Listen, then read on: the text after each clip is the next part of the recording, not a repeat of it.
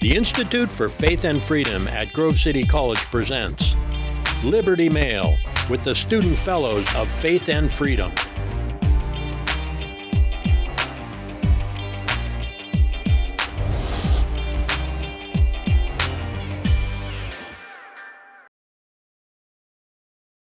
Welcome back to Liberty Mail. I'm Katie Kenline, and with less than 2 weeks out from the election, very grateful to be joined with Dr. Michael Coulter. He's the chair of the Political Science Department at Grove City College. Welcome. Katie, it's great to be here today. This is really exciting to be in Pennsylvania right now. This feels like the epicenter of the election right Yes, now. and everyone knows this based on the ads they're getting on YouTube, the things that are getting mailed to everyone's houses, mailboxes. You can't go anywhere without seeing. No, you can't turn on a television, a radio station. You turn on YouTube. We are inundated with mail. We won't know what regular ads look like until after the election. Yes, it's very true. Well, but polls are showing Pennsylvania. I mean, a lot of people are talking about Pennsylvania could make or break the presidential election. Pennsylvania is even for president. Polls today from 538, which is averages a lot of polls. Michigan's even, Nevada's even, Wisconsin is just Democrat +1, North Carolina is Republican +1, but also who knows, because polls are just a sampling. That's what. Yeah. That's right. So Pennsylvania, why Pennsylvania is the big prize among these battleground states with close polling results is that we have the most electoral votes. We have more electoral votes in Michigan, more than Wisconsin, certainly more than Nevada or Arizona or North Carolina. Now, it's possible that either candidate could win without winning Pennsylvania. But if Kamala Harris wins Pennsylvania, it's a harder task for Trump to win, because it's generally thought that Pennsylvania, Michigan, and Wisconsin have fairly similar electorates, the composition of the electorate. So the idea is they're kind of dominoes. If one wins one, they sort of go as a package. Whereas the electorate in North Carolina is a little bit different composition versus, say, Arizona or Nevada. So these sort of three, mostly post-industrial, sort of Midwestern. I mean, Pennsylvania obviously is sort of part East Coast, part Midwestern, but yeah. So Pennsylvania is someone said that it is the deciding state in the sense of who wins it, their chances of winning the election go up dramatically. Wow, that's really fascinating for anyone who's listening who is a Pennsylvania voter. We'll remind you to vote early. Make sure you do vote this election, because something that's crazy is, even though all this national attention is on Pennsylvania and around the country, we know that voter turnout is always a problem. We know that, some of the stats that I have here, in 2020, we had the highest rate for any national election voter turnout since 1900. 2/3 of the voting population in the U.S. turned out to vote, but still that's only 66% of voters voting. Normally on off years, it's less than 50%. Sure. I think for those of us who are regular voters, we're surprised to hear that 66% number. We're like, who are the people who don't vote? Because everyone we know votes. Yeah. And in fact, among those who are sort of active in politics, we were hard-pressed to come up with a friend, an acquaintance who isn't a regular voter. But there certainly is a portion of the electorate. They tend to be younger, tend to be have less education, so non-college voters without either some or a college degree vote at a lower rate than do voters with a college degree. But there are more voters without a college degree than with in the United States. Oh wow, yeah, and it's one of the other things that we're seeing, especially when we have contentious, not popular candidates at the top of the ballot. There's a lot of times down ballot, all kinds of different configurations and ways that people can vote, or they love the candidates at the very top of the ballot and don't know anything about smaller offices as they go down. All kinds of ways people vote, Sure. leaving some blank. Some polling that I found says that in certain races, 80% of voters left some race they didn't vote for, and only so then. Just 25% of people in this particular poll said they regularly fill out an entire ballot. Sure. That's called an undervote when they leave an office open. Now, in most of the country, there are often people who are running unopposed. And so, for example, in Pennsylvania and we'll hopefully say a little bit more about our House of Representatives, we have 203 seats in our state house. And about half of those seats, there's only one candidate running. Wow. So, for example, here in the 8th State House District, it's the 17th State House District, the Republican incumbent Tim Bonner is running unopposed. Wow. So I can imagine people, maybe someone who's of the other party choosing not to vote for that office. And then we have offices, everybody has them around the country, but most people didn't even know they exist. We have a state treasurer, an auditor general, we have an attorney general. And because of how significant the presidential election has been, it's been hard in a sense for those other campaigns to kind of get some attention. Even people who really follow politics might be hard-pressed to name, the candidates for attorney general or auditor general. And I would put myself in that group too. I mean, the last two national or presidential elections have had a similar effect, but it's typical that it's hard for these lower ballot races to get some attention.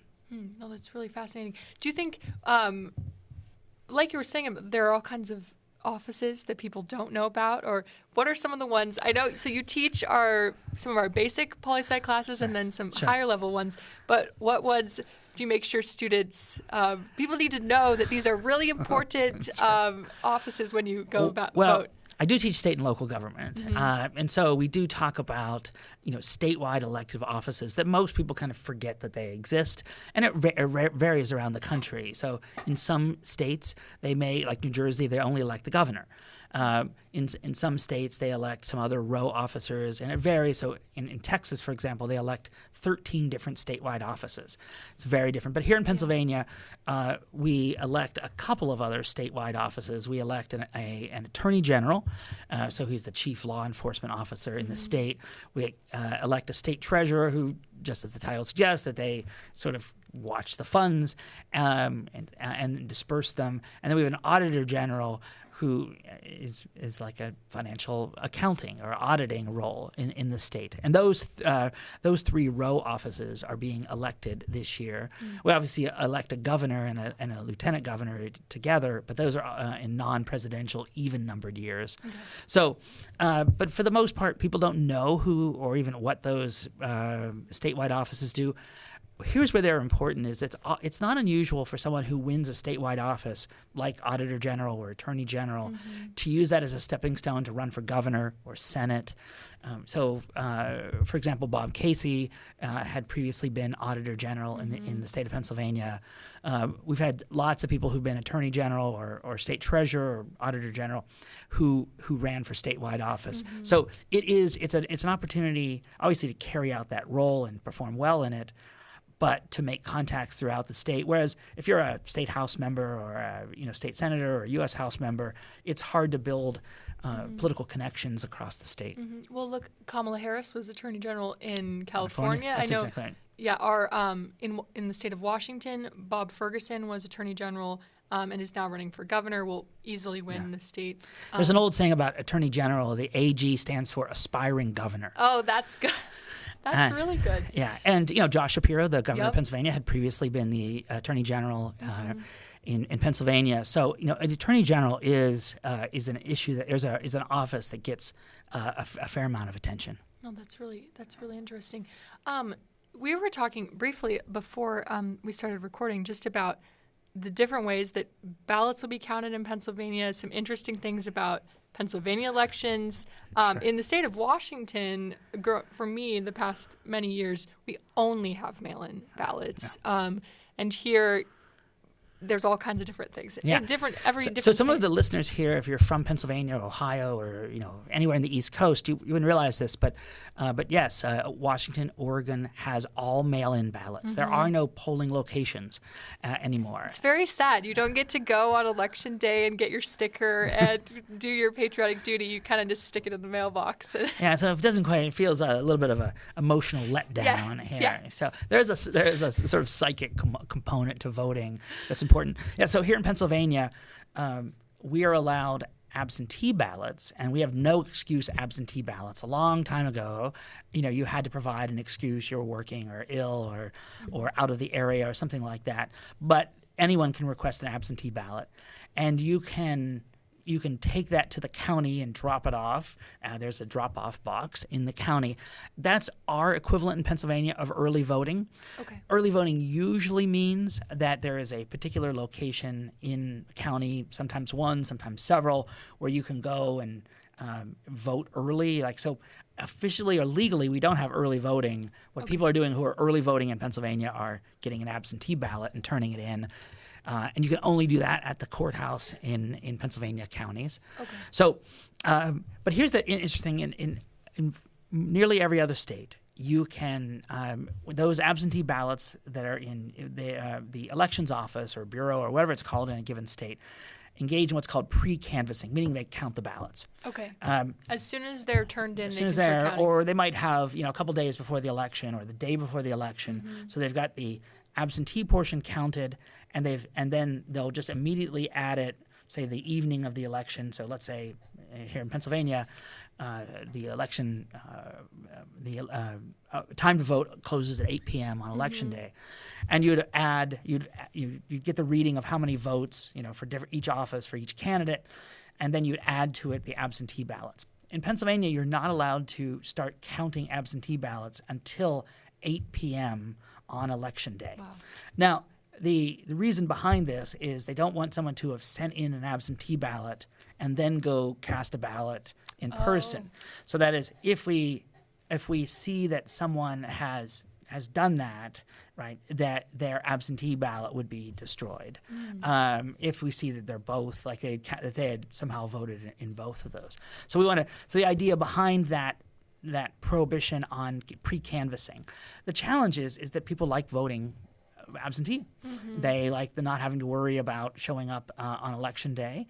And so the number of people who have sought absentee ballots has gone up dramatically. Certainly it was really high in 2020.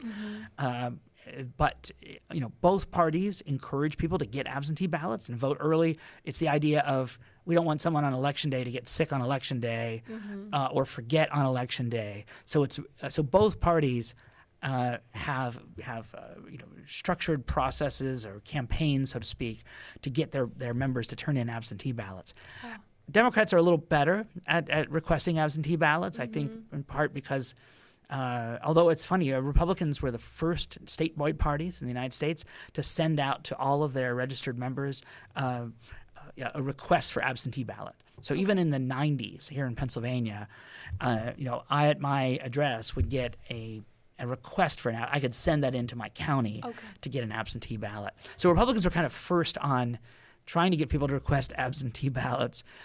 But because of the criticism, particularly among Republican candidates and particularly among President Trump, of absentee ballots or not the lack of in-person voting, that's led to some distrust among Republicans about absentee ballot. Whereas Democrats were completely supportive of early voting or absentee voting in 2020. Yes. Well, and one of the other things we're seeing when you talk about mail is, like we mentioned earlier, people are getting mailed an abundance of flyers, not just from the candidates, but also from PACs, so outside groups spending money in the state.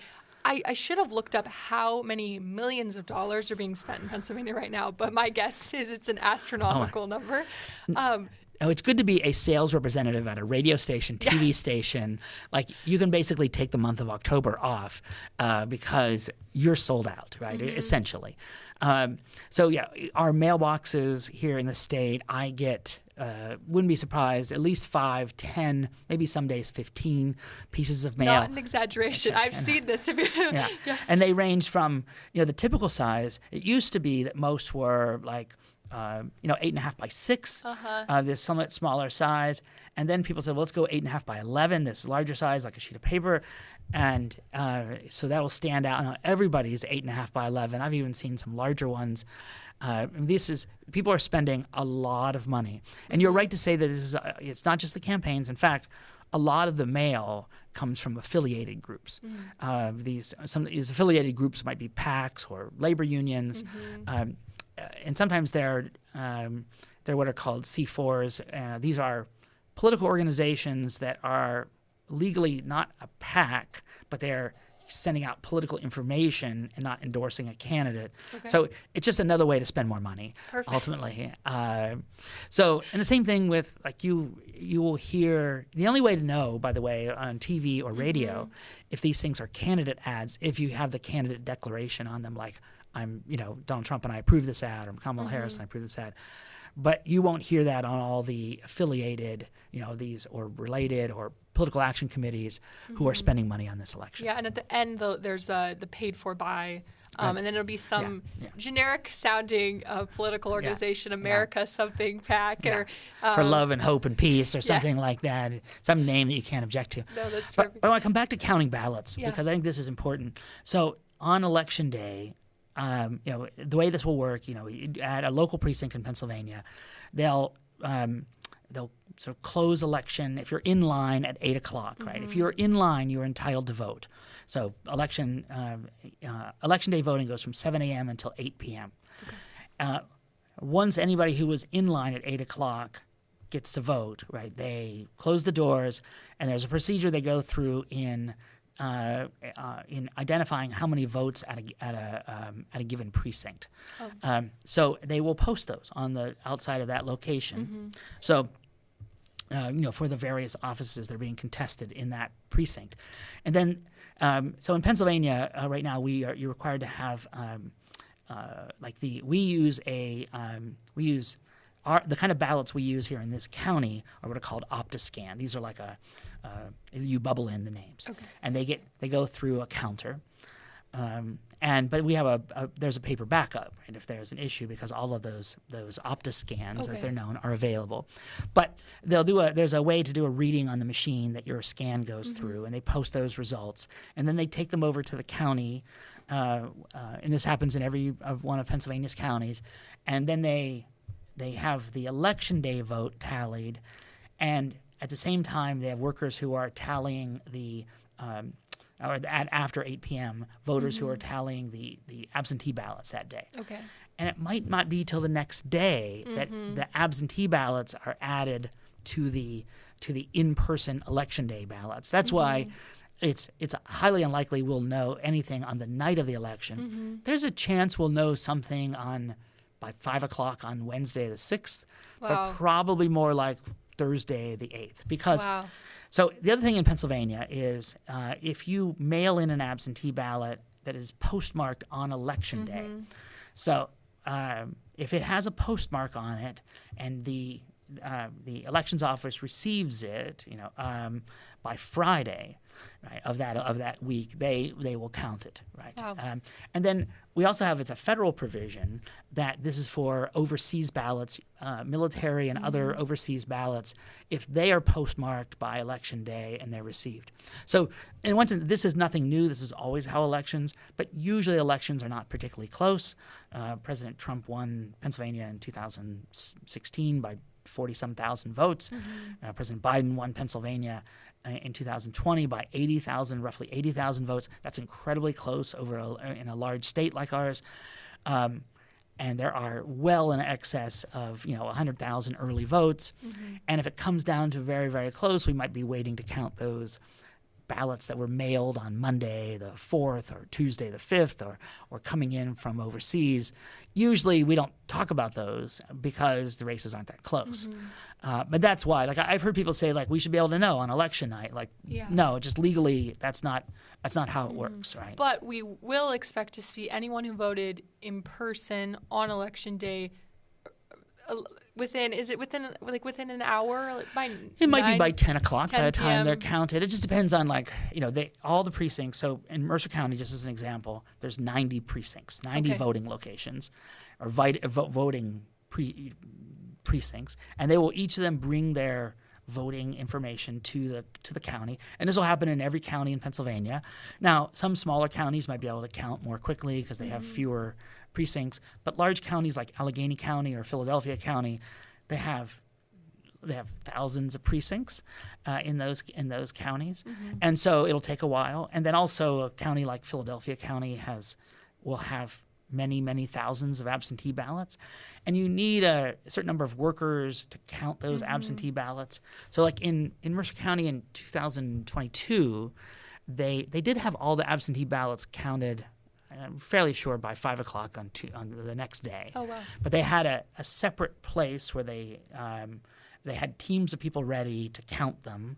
And so that's what's they had a kind of enough manpower, staffing to do this. Philadelphia County doesn't have as much. What I've been reading about Philadelphia County's capacity, I don't see this as cheating or anything.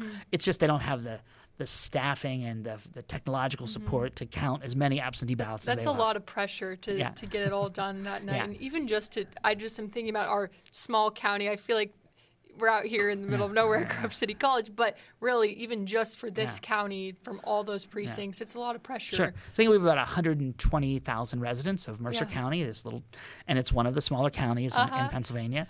But there's many thousands of votes, including absentee ballots, and there'll be some ballots that will roll in on Wednesday, Thursday, Friday, and so.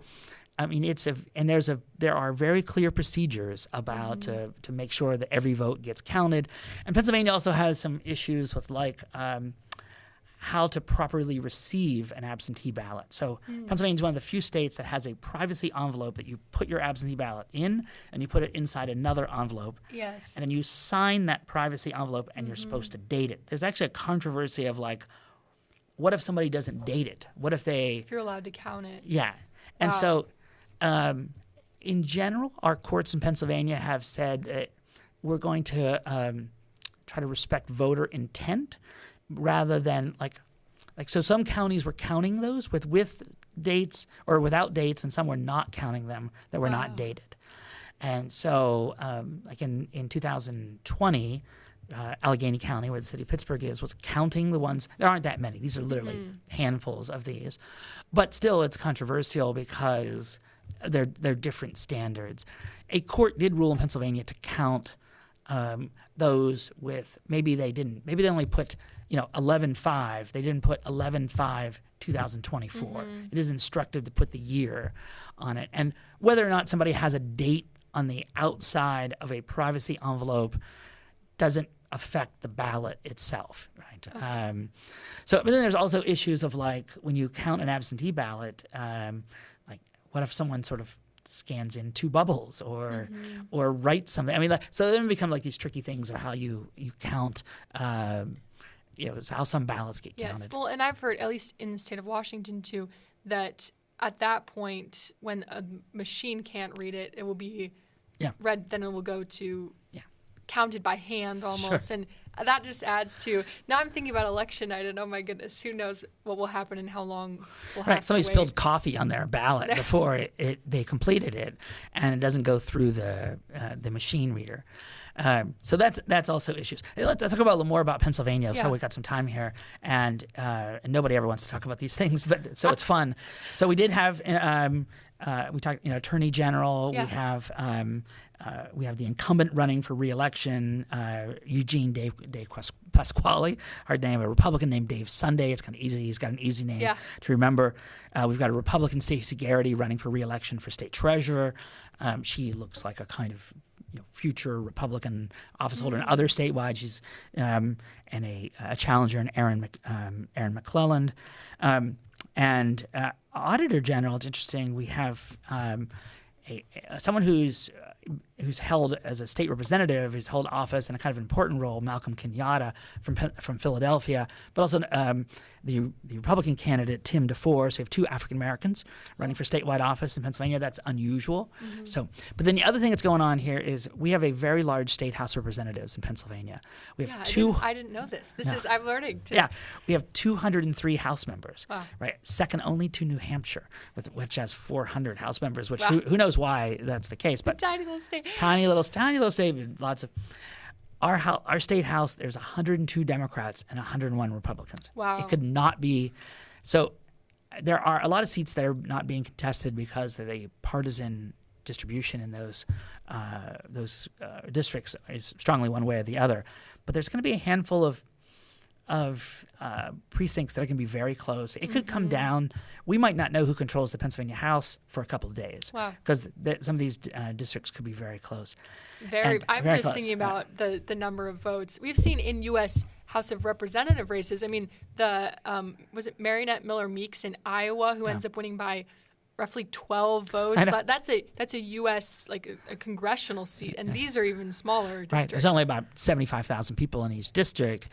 And so in some ways, the smaller the district, it's a little bit more chance of being super close. And you might have people who are voting at those, you noted this already, they're voting for Senate. We didn't even say anything about the Pennsylvania Senate race yet, but they're voting for president and Senate and leaving off these races that might be very close. And in our state Senate, and by the way, the Democrats control it, I said earlier, 102 to 101. It's the first time they've controlled it in 18 years. Wow. So it's pretty rare. Our state Senate is right now 28 Republicans and 22 Democrats. Okay.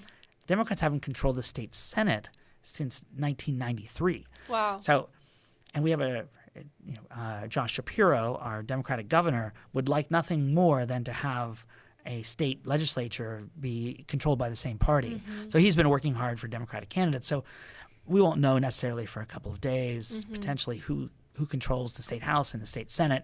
Those most people aren't going to notice, but it would have a big impact on policy in the state of Pennsylvania. Well, and that really is just a reminder to anyone listening who's a voter in Pennsylvania, but also this is this case in many, many states that your state representative and state senator, the makeup of those legislatures are incredibly important. This is related to your tax dollars, education, all kinds of... Yeah, there's a vast majority or large numbers of policies get determined at the state level. Certainly like lots of abortion policy, for example, you already noted. Tax, there's a whole variety of ways that states do tax policy different than the federal government. Corporate taxes, for example, and state income taxes, state sales taxes. All kinds of things affecting state universities. So there's a lot of issues at the state level. Medicaid spending, which is a joint state-federal program, is affected at the state level. So there's a lot going on at the state level. No, I think this is our reminder really to listeners to make sure to research all the candidates on the ballot. Don't just stop at the top. Really, it's really important more than ever. Yeah. And then speaking of close races, at the U.S. Senate is incredibly close. The Democrats have right now in the U.S. Senate it's 50-50, but the expectation is that the Republicans will pick up at least a seat or two to control the Senate. And one of those places that would make a huge difference toward Republicans controlling the U.S. Senate is if somehow the Republican candidate in Pennsylvania, Dave McCormick, could beat Bob Casey. And 6 months ago, no one thought that Dave McCormick might beat Bob Casey. But there's been some couple of recent polls where it's been very close. Now, these are generally considered Republican-leaning pollsters. And most of the polls over the last month, Casey has had leads. But there were two this last week, 10 days or so, where McCormick has either tied or had a lead. And in the Cook Political Report, which is a widely respected, nonpartisan observer of elections in the United States, they listed this Senate race as a toss-up. Wow. So, again, if you had asked me in the summer, I would have expected Bob Casey to win by 5 points. But it's very close. It's the presidential election in Pennsylvania is unbelievably close, and the Senate race is close. Like this is going to be this is so close that we're not going to know. We might not know even this Senate race in Pennsylvania. It's possible we might not know it till Wednesday or Thursday as well. Wow, I think this is exciting for those of us who love politics, and just everyone needs to be prepared for a late night on election night, or just going to sleep and just plan on going to sleep, right? You're not going to somehow get your fix in of some polls or something on election night, some exit polling data, and just some states should be called for the presidential. Yeah, right. I fully expect California to be called as soon as they're. and Washington State, Yep. your home state. But these battleground states, there's almost no chance of them being called on election night. No, this has been a great conversation. Is there anything else you want to leave with people before we? Yeah, I guess I would just keep saying to people, it's okay that we're not going to know on election night. That's totally fine. Like we may remember knowing on election night before, but that's a different circumstance. These are races that were not as close.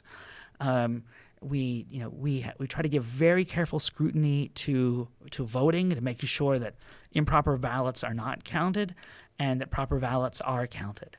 And I guess the other thing I would say is, as someone who's sort of been, sort of watched election administration, I also add I'm confident in our system. I just want to say that,